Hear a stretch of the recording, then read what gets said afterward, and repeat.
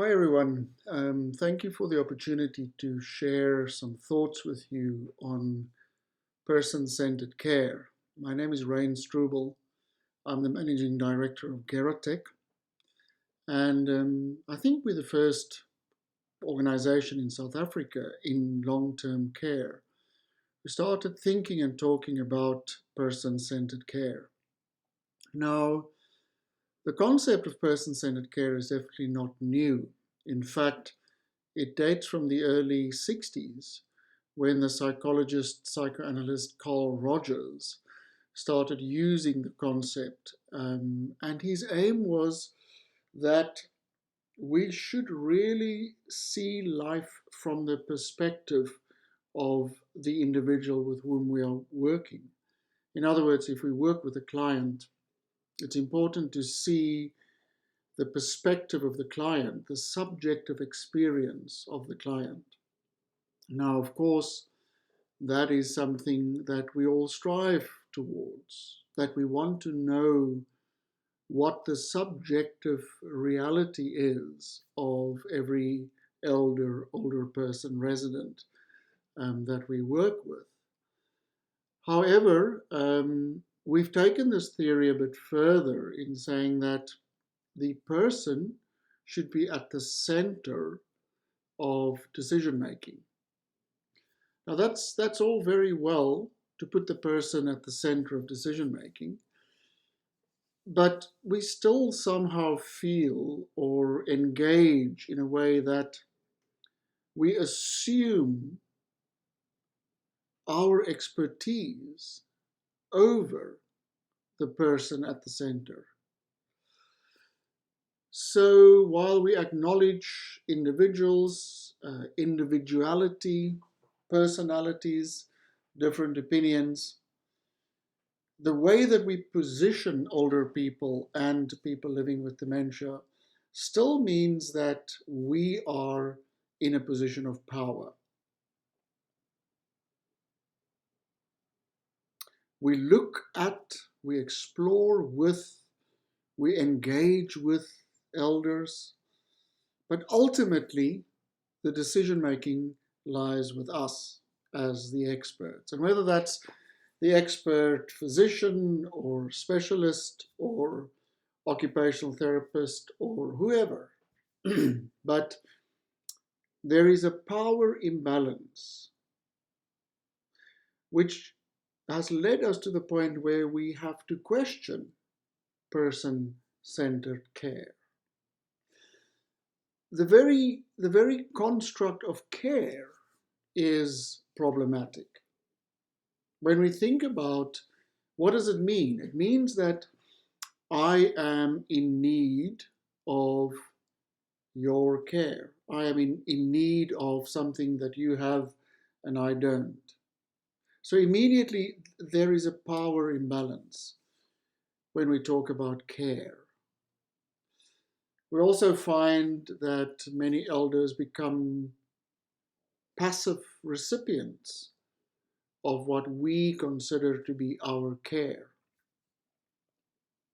So whilst person-centered care has been bandied about for many years now as the ultimate aim and the ultimate progression away from the hospital and the institutional model, the more I think about it, the more I realize that that is not the answer. Because we put the individual in the middle, they are the center indeed of what we call our care, and we direct everything at them, taking into consideration who they are, where they're from, their story, but there is not much agency in person-centered care. There's a lot of acknowledgement. There's a lot of thought that goes into it. But we're not there yet. We have to move beyond person-centered or person-directed care. And I think we have to move towards, striving towards, relationship-centered support. Because support, to start with, means that you give me an idea of how I can support you, which is very different from passively being a recipient of my care.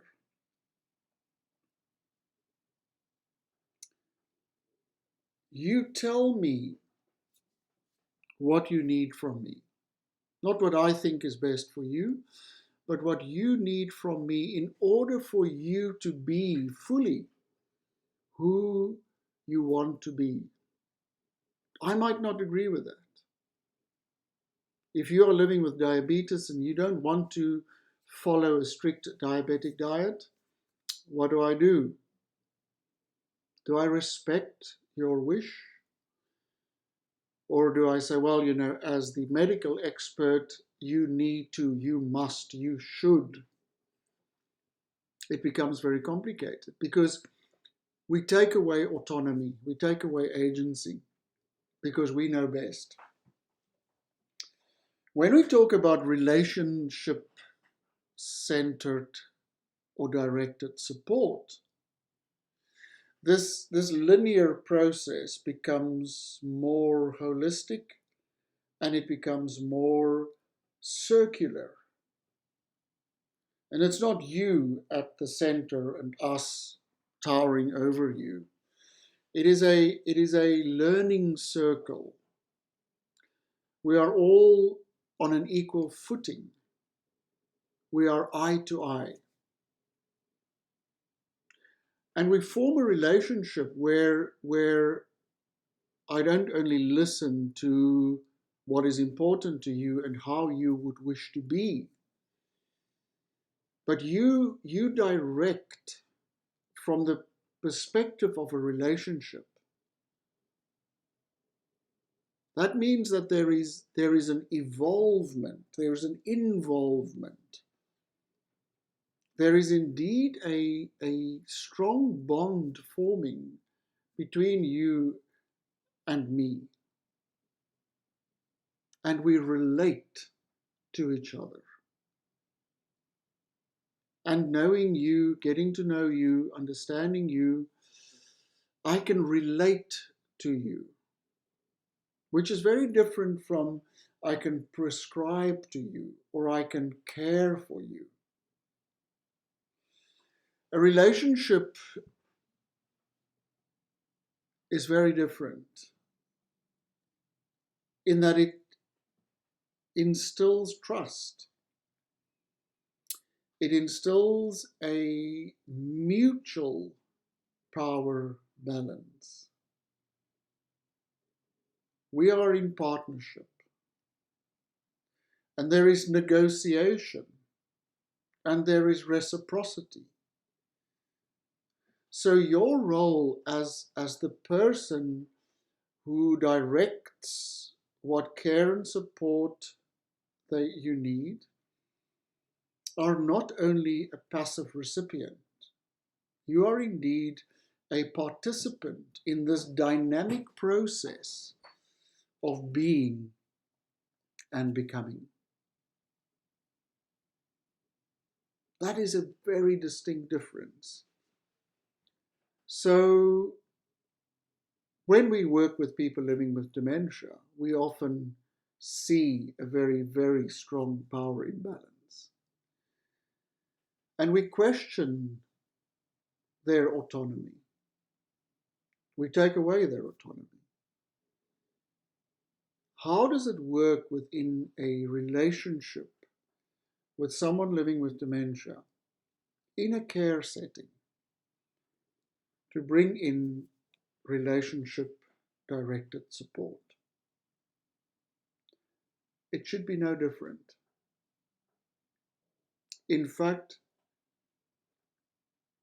it is so much more important that we cultivate authentic relationships, that we really, really get to know the person living with dementia, so that we can gauge, that we can engage in a relationship that is reciprocal, where we can negotiate, where I can see, that I can sense because I know this person. I know them well. I know them well enough that when I see that reaction, I know what it means. And that is the cue I take, not from my expertise, but from your guidance. Professor Andries Baart uses the wonderful, wonderful example of coming to a person with this shopping trolley of expertise and gimmicks and tricks and activities that we present as our offering. And you all know this thing when you've got a shopping trolley in front of you, it creates distance between you and the next person. And often, it's difficult to judge that distance because you might end up actually ramming into someone's ankles, which is very painful. I'm sure you've all had this experience, either doing it or experiencing it when someone can't judge the distance between you and them because of a trolley.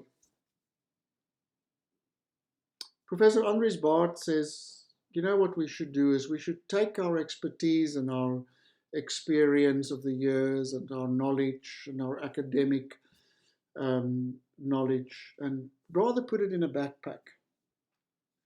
Hang it on your back so that you can really get close to this person living with dementia, close enough to touch them, to feel them, to know them. And in that relationship, that authentic, close, continuous relationship, you might then think of something that you need from your backpack that could help you to create a more authentic relationship.